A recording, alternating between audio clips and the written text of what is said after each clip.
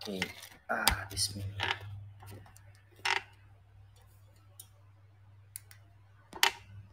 Okay, nice. I got you, bro. Hey, yo, bro. علا baby. علا baby. Hey, what up, what up, what up, what up. Salamullahi ta'ala alaikum wa rahmatuhu wa barakatuh. Alhamdulillahi rabbil alamin. والصلاة والسلام على أشرف الأنبياء والمرسلين سيدنا ونبينا ومولانا محمد أبي القاسم الأمين وعلى آله وصحبه أجمعين سبحانك لا علم لنا إلا ما علمتنا إنك أنت العليم الحكيم apa sampai mana? Subhanaka la ilma lana illa ma 'allamtana innaka antal alimul hakim. Amma ba'd. So, saya sudah bikin catatan mengenai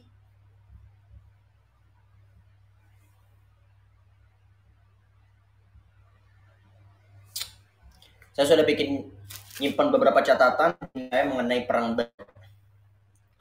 Perang Badar itu pada hakikatnya adalah sebuah kemuliaan yang Allah Subhanahu wa taala kerahkan dan hantamkan kepada kita, di mana orang-orang kita tunggu ya, kita tunggu.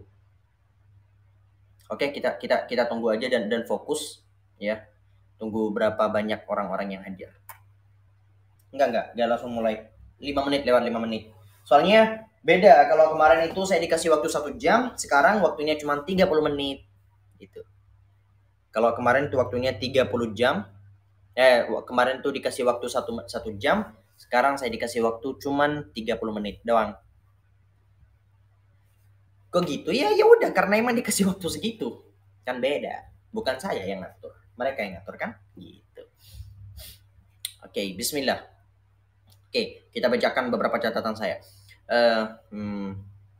Allah Subhanahu wa taala menganugerahkan satu kemuliaan bagi umat Islam yang akan terus dibanggakan sepanjang sejarah dan tak akan pernah lekang di hapus waktu. Itulah di mana Allah Subhanahu wa taala menentukan tahun kedua panas banget.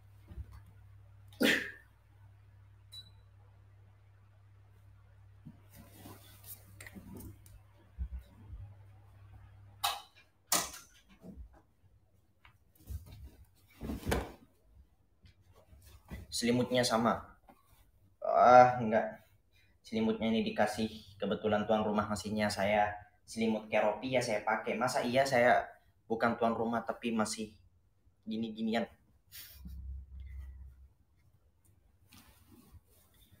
Oke.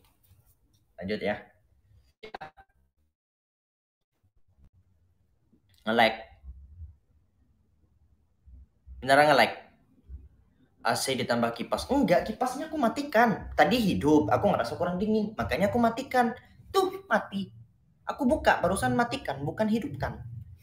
Oke, Allah Subhanahu wa taala menganugerahkan ya satu kemuliaan kepada umat Islam, di mana itu terjadi di tahun kedua Hijriah bertepatan dengan 17 Ramadan. Hari Jumat sebagai waktu terjadinya peristiwa agung. Kebayang, berkumpul waktu-waktu yang mulia. Pertama, 17 Ramadan. Kita tahu apa saja kemuliaan di tanggal 17 Ramadan, di mana sebagian ulama menganggap 17 Ramadan adalah nuzulul Quran. Lebih daripada itu terjadi bulan Ramadan. Lebih daripada terjadi di hari Jumat. Perang yang terjadi di astagfirullahaladzim di bulan Ramadan, di lembah yang bernama Badar. Sebenarnya ulama sedang berbeda pendapat mengapa perang tersebut dinamai sebagai perang Badar. Hakikatnya semua ulama bersepakat mengenai itu dinamakan sebagai perang Badar karena terjadi di atas tanah Badar. Kenapa dinamai sebagai tanah Badar? Badar ini pada hakikatnya diambil dari nama seseorang yang bernama Badr bin Makhlad bin Nadr bin Kinanah. Jadi kalau kalian tahu nasab Rasulullah SAW, Muhammad ibnu Abdullah ibni Abdul Muttalib, ibni Hashim, ibni Abdi Manaf, ibni Qusay, ibni Kilab, ibni Murrah, ibni Ka'ab, ibni Lu'ay, ibni Ghalib, ibni Fihr, ibni Malik, ibni Nadr, oh ya. Jadi Badr itu pada hakikatnya katanya diambil dari nama Badr bin Makhlad bin Nadr. Badr bin Makhlad bin Nadr. Badr bin Makhlad bin Nadr. Sedangkan Rasulullah Shallallahu Alaihi Wasallam itu merupakan keturunan daripada Nadr. Nah, jadi bertemunya itu di Nadr. Badr itu terjadi di tahun kedua Hijriah. Peristiwa itu dimulai setelah hijrah ke kota Madinah berlalu kurang lebih 18 bulan.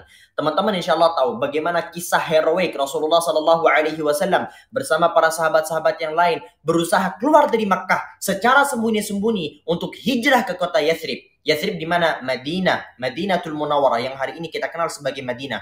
Rasulullah Shallallahu Alaihi Wasallam beserta para sahabatnya berencana untuk menghadang rombongan onta pembawa harta dagangan kaum Quraisy Makkah yang dipimpin oleh Abu Sufyan pulang dari Suriah dengan tujuan untuk mengambil alih hak-hak umat Islam yang bertahun-tahun diintimidasi oleh orang-orang Quraisy kafir Makkah, orang-orang kafir Quraisy Makkah, khususnya secara ekonomi, bahkan pekarangan dan tempat tinggal mereka di Makkah dikuasai oleh kaum Quraisy dengan cara umat Islam dipaksa keluar dari tanah Makkah. Oke, saya bacakan aja dulu note saya, nanti bakalan jelasin lebih jelasnya.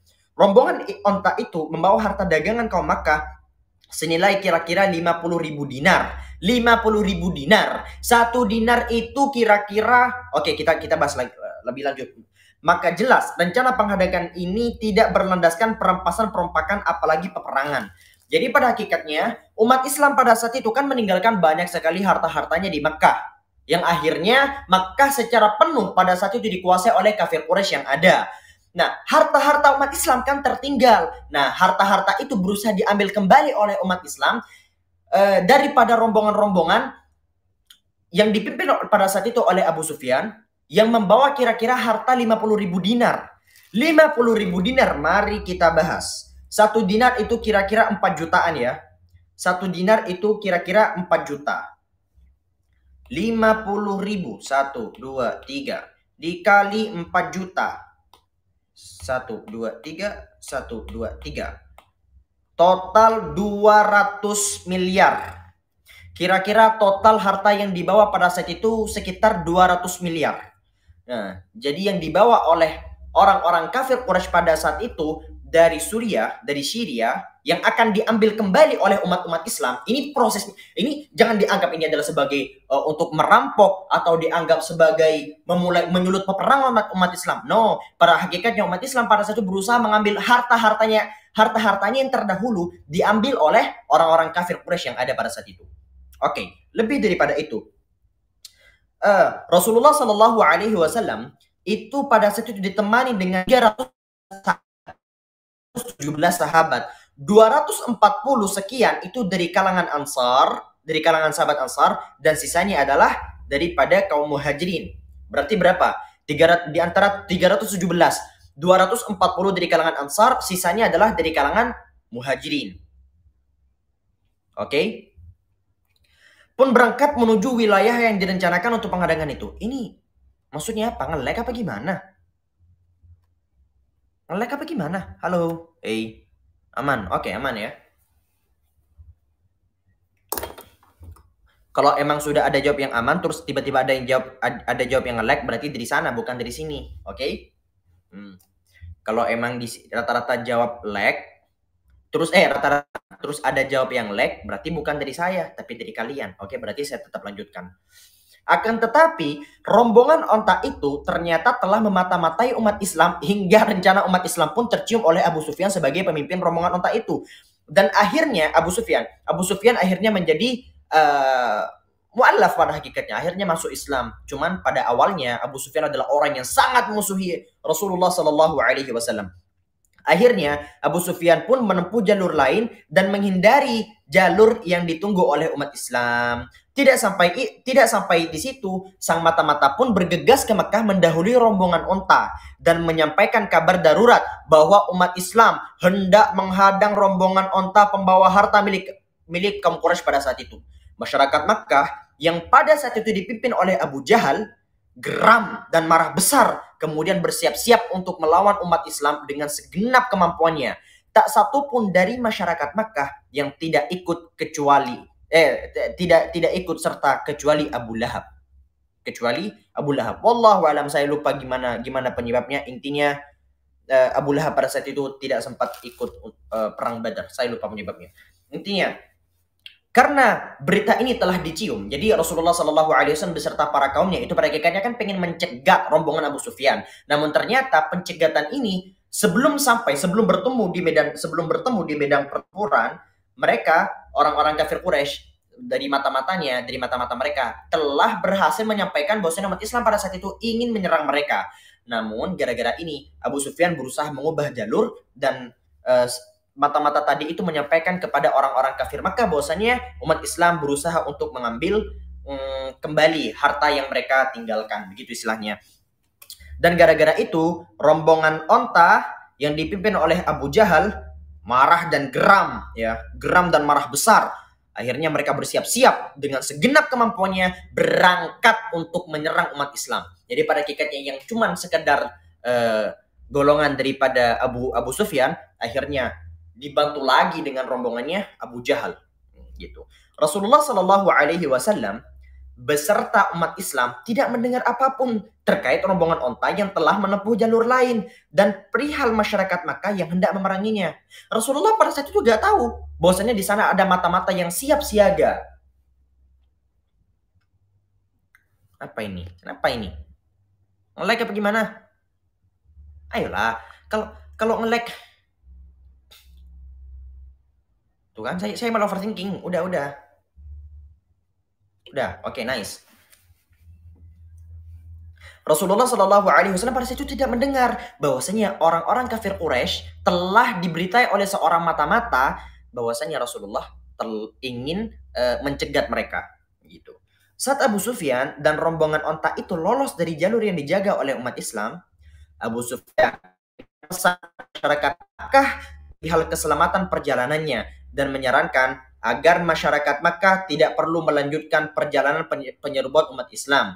Akan tetapi Abu Jahal dengan kesombongannya tetap bersikukuh dan memaksa untuk terus melanjutkan rencana memerangi umat Islam pada saat itu.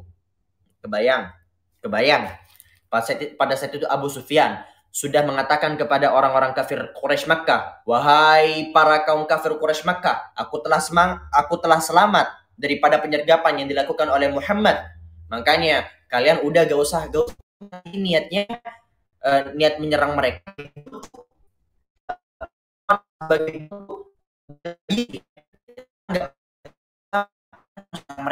namun Abu Jahal itu berusaha untuk mengikuti hawa nafsunya menyerang Rasulullah Sallallahu Alaihi Wasallam, gitu.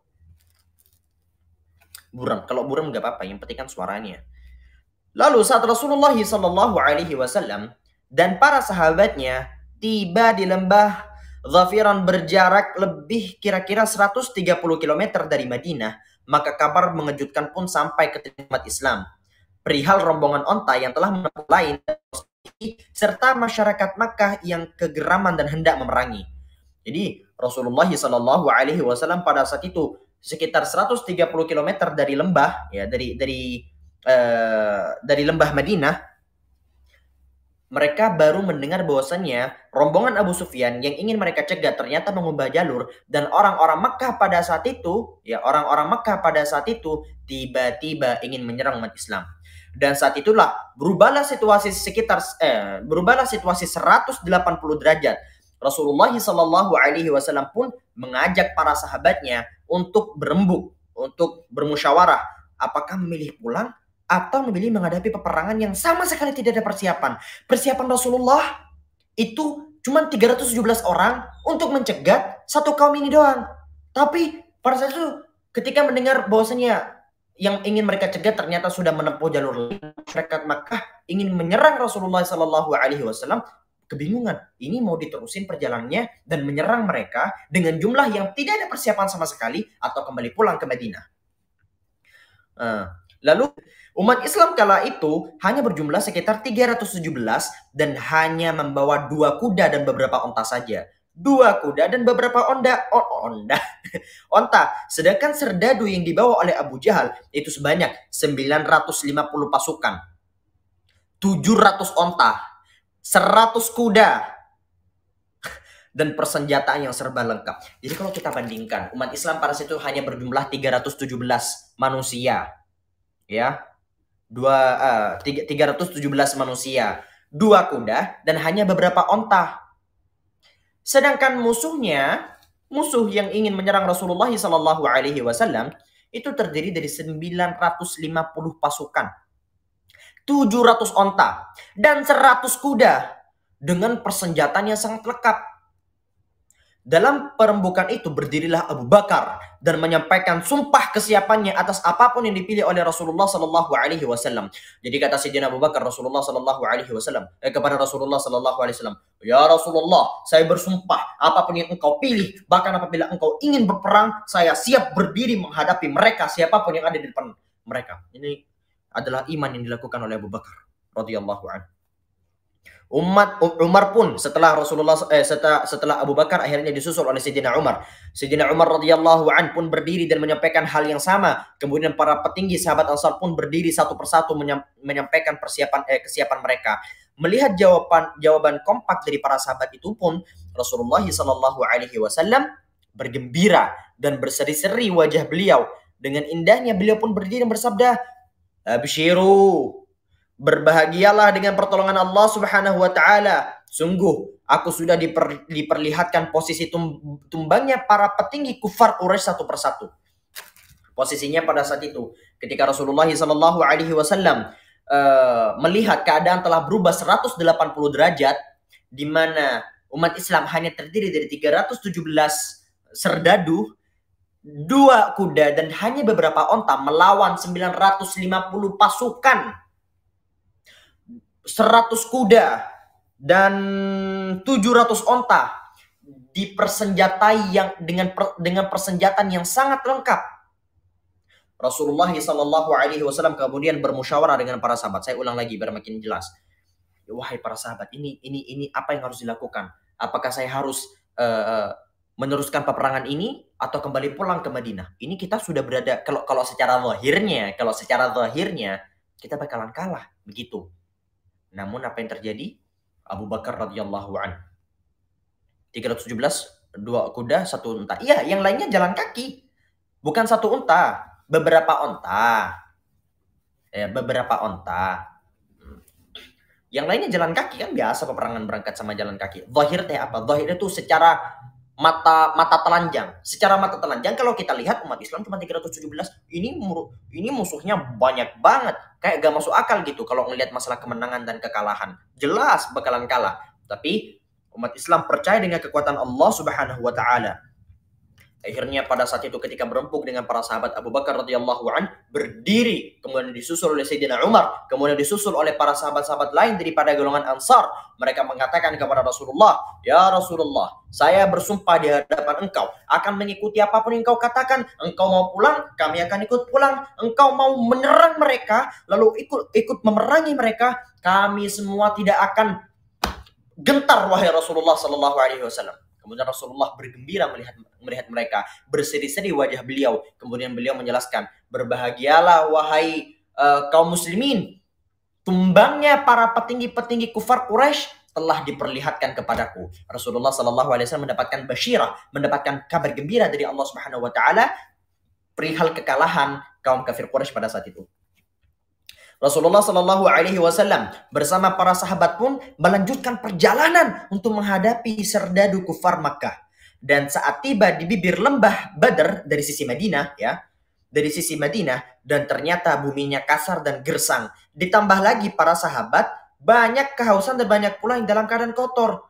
Kemudian pada saat itu Allah Subhanahu wa taala menurunkan hujan deras di tempat itu hingga semuanya bisa menghilangkan hausnya. Bahkan para sahabat sampai memenuhi termos-termosnya dengan air hujan dan semua mandi mensucikan diri. Dan ajaibnya lagi, bumi yang gersang dan kasar itu menjadi padat dan sangat sesuai untuk peperangan. Namun hujan itu menjadi petaka bagi kaum kufar, di mana mereka bertenda di bibir lembah Badar dari sisi Makkah sebab tanah di ranah mereka menjadi lecet dan becek. Beda. Oke, gini penjelasannya. Pada saat itu ini Badar. Nah, ini bibir lembah Makkah, ini posisi bibir lembah Madinah. Bibir lembah Makkah, orang-orang kafir Quraisy sudah menyiapkan tenda, bla bla bla dan berbagai macam lainnya. Sedangkan dari orang-orang muslimin yang berada di bibir lembah Madinah, pada saat itu mereka sedang kekeringan, gersang. Tanah-tanah yang mereka injak itu benar-benar kering banget. Lalu turunlah hujan yang deras. Hujan deras itu sangat baik bagi umat Islam, namun sangat buruk bagi orang-orang kafir Quraisy. Karena pada saat itu, tenda-tenda mereka, tanah-tanah mereka yang mereka injak semuanya menjadi becek. Sedangkan yang menimpa umat Islam, pada hakikatnya mereka sangat butuh kepada air. Pertolongan Allah Subhanahu wa taala. Lalu, besoknya saat peperangan hendak dimulai di barisan serdadu kedua belah pihak yang saling berhadapan, kaum kafir Quraisy yang hampir 1.000 orang itu, kaum muslimin yang hanya berjumlah 313, yang awalnya berjumlah 317 dipulangkan oleh Rasulullah Shallallahu Alaihi Wasallam untuk beberapa kepentingan Madinah. Udah 317 masih dipulangkan oleh Rasulullah beberapa.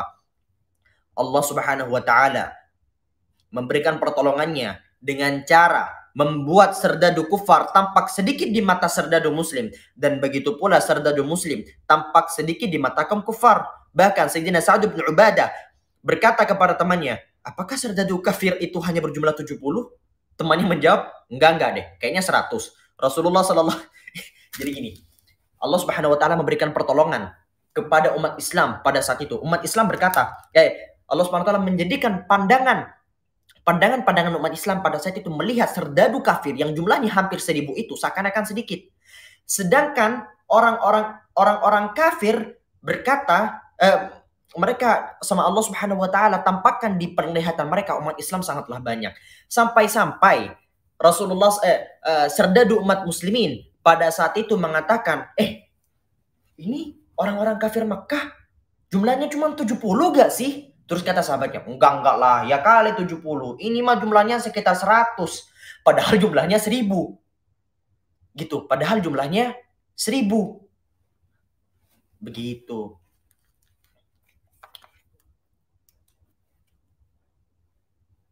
Ini apaan? Jangan noot lah.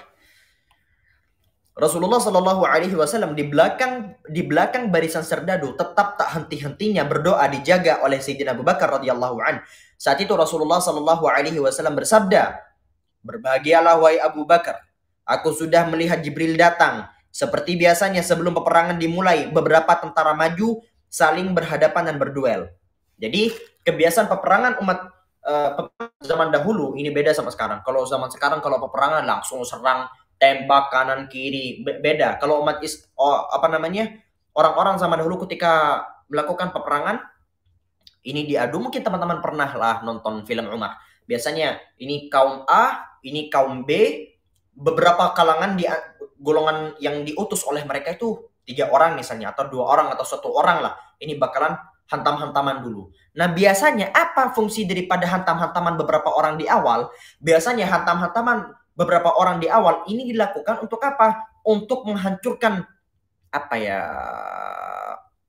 menjatuhkan, untuk menakuti musuh. Langsung gentar peperangan pada saat itu. Ketika melihat kena mental musuh itu langsung tumbang. Nah pada saat itu 3 panglima kafir yang mewakili orang kafir Quraisy Makkah pada saat itu siapa? Utbah bin Rabi'ah, Syaibah bin Rabi'ah, dan Walid bin Utbah. Sedangkan daripada kaum muslimin 3 pemuda Ansar yaitu Muawwid dan Auf bin Harith dan Abdullah bin Raihah. 3 panglima kafir pun berkata, kalian siapa? Kami mau melawan 3 orang dari keluarga kami yang sama-sama berdarah kafir, yang berdarah Quraisy. Maka Rasulullah Shallallahu Alaihi Wasallam memerintahkan Sayyidina Ubaidah bin Harith dan Hamzah serta Ali untuk berdiri. 3-tiganya adalah kerabat dekat tentara kafir tadi, sesama keluarga Bani Hashim dan Bani Al-Muttalib.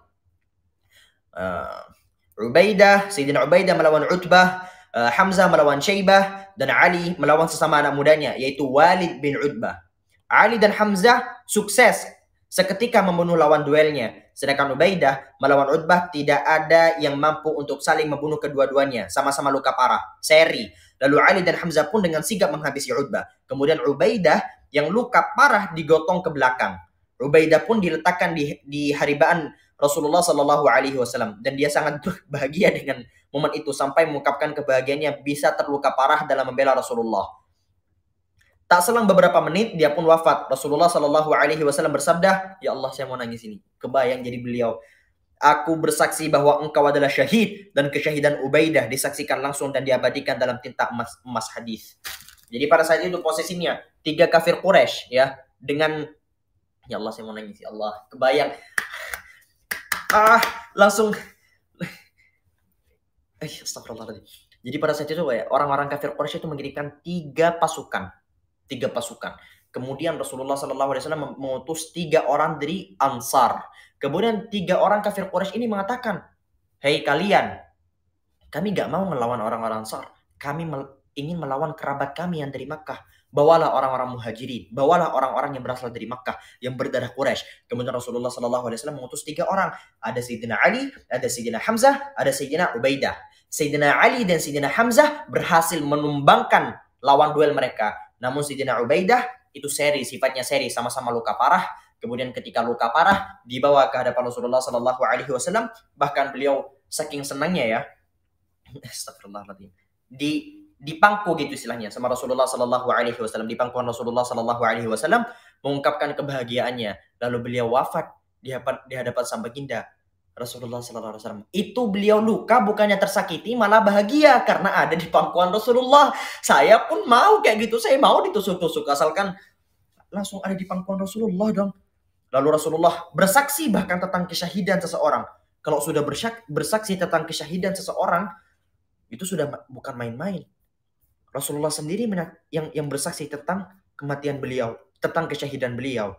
Radhiyallahu anhu. Menjelang peperangan berlangsung, Rasulullah Shallallahu Alaihi Wasallam kembali meluruskan mengatur barisan tentaranya, dan setelah itu pertempuran dimulai dan peperangan berlangsung dengan sangat dahsyat. Namun kondisi berubah, yaitu Allah Subhanahu Wa Taala membuat tentara Muslim terlihat begitu banyak di mata kaum kafir dari langit, lengkap dengan kuda dan senjatanya, dan tuntaslah tentara kafir dihabisi. Jadi pada saat itu yang melawan kafir Quraisy itu bukan cuma 313 orang tadi, tapi banyak. Allah Subhanahu wa taala utus banyak banget malaikat yang Allah lengkap dengan kuda, senjatanya, dan tentara kafir dihabisi. Satu persatu tentara kafir pun dibunuh. Bahkan Sayyidina Umar bin Khattab membunuh pamannya sendiri, yaitu Hisham bin As. Perang itu berlangsung sangat seru dan aneh, sebab saat itu keluarga yang terpecah akibat sebagian masuk dan sebagian tetap kafir menjadi saling bunuh. Bapak, anak, saudara, kakak, beradik, semuanya saling bunuh. Dan semua petinggi terbunuh saat itu. Makanya saudara se-Islam, saudara sesama Muslim itu jauh lebih tinggi derajatnya daripada saudara sedarah. Kamu nih ya, ini pada hakikatnya punya saudara beriman, saudara satu Islam, tapi keluarga kamu masih kafir, tidak menyembah Allah Subhanahu Wa Taala. Siapa yang harus didahulukan? Ya tetap saudara yang beriman, saudara sesama Islam. Namun nih saya harus jelaskan, ketika saudara kalian adalah saudara sesama Muslim, udah saudara se-Islam, ya itu jauh lebih tinggi derajatnya bagi kalian daripada yang lain. Dan semua petinggi kufar Quraisy pada saat itu terbunuh. Kala itu mukjizat Rasulullah Shallallahu Alaihi Wasallam banyak ditampakkan. Ada salah satu sahabat yang tertebas tangannya namun tetap berperang dengan satu tangan. Ada yang kehilangan matanya, namun umat Islam dimenangkan oleh Allah Subhanahu Wa Taala. 70 tentara kafir terbunuh dan 70 orang lagi ditawan. Sisanya lagi kabur terbirit-birit kembali ke Makkah. Dan tentara umat Islam yang terpilih menjadi syahid dan gugur hanya 14 orang. 14 orang banding 70. Nih, orang kafir Quraisy pada saat itu kira-kira hampir 1000 orang. 70 orang meninggal, 70 orang lagi berhasil ditawan, dibawa ke Madinah. Sedangkan umat sisanya yang tadi ratusan lain itu semuanya kabur, lari terbirit-birit. Sedangkan umat Islam yang gugur dan syahid itu hanya 14 orang. 14 orang doang. 14 orang doang. Kebayang ya Allah. Saat perang tuntas, datanglah Rasulullah Sallallahu Alaihi Wasallam. Seorang sahabat membawa tangan kirinya yang sudah terpisah. Saya jelaskan lagi. Terpisah, bro. Bro, terpisah. Ini dua tangan sudah terpisah. Blak gitu. Membawa tangan ke hadapan Rasulullah. Ya Rasulullah, ini tangan saya sudah terpisah. Kemudian apa yang terjadi? Rasulullah Shallallahu Alaihi Wasallam menunjukkan mujizatnya. Disambung sama Rasulullah. Disambung. Gak usah pakai dokter, gak usah dijahit-jahit, gak usah pakai alat apa, enggak. Sama Rasulullah langsung disambung di hadapan beliau. Dua tangan yang terpisah tadi disambung. Blas. Aduh, ya Allah, ini termasuk mujizat Rasulullah. Yang kehilangan matanya pun diusap oleh Rasulullah. Yang tadi kehilangan akibat peperangan, sama Rasulullah diusap gini, langsung sembuh matanya dan bisa melihat kembali. Salawatu Rabbi wassalamu. Orang-orang kafir banyak bilang bahwasanya Rasulullah itu gak punya mukjizat. Gak sadar apa gimana. Dan semua tentara muslim dinyatakan oleh Al-Quran bahwa mereka semua mendapatkan ridha dan mendapatkan jaminan surga. Mereka semua orang-orang yang ikut perang Badar pada saat itu, mereka semua dijamin masuk surga. Dijamin masuk surga. Ini di luar daripada 10 orang dijamin masuk surga. Ini secara detail. Ada secara yang jauh lebih luas. 303 orang-orang yang berhasil ikut perang Badar pada saat itu dijamin semuanya masuk surga. Dijamin masuk surga dan mendapatkan ridha dari Allah Subhanahu wa taala. Ada beberapa tingkatan. Ada tingkatan ridha, ada tingkatan rahmat, ada tingkatan ampunan. Ada ridha, ada rahmah, ada afu. Tingkatan ridha adalah tingkatan paling tinggi. Ketika Allah Subhanahu wa taala sudah ridha, benar-benar ridha terhadap semua yang dilakukan oleh hambanya. Itu sudah another level of happiness itu sudah. Makanya Badar itu terjadi di 17 Ramadan. Peristiwa Badar itu benar-benar bukan berarti tidak ada. Rasulullah SAW ada yang namanya sariyah, ada namanya ghazwah Badar. Ghazwah atau peperangan yang diikuti oleh Rasulullah. Ini catat, kalian bisa catat. Ada ghazwah, ada sariyah. Ghazwah adalah ketika Rasulullah SAW ikut sendiri dalam peperangan, seperti ghazwah Uhud, perang Badar, dan berbagai macam perang-perang lainnya. Lalu ada sariyah. Sariyah adalah ketika Rasulullah mengutus pasukan. Itu disebut sebagai sariyah.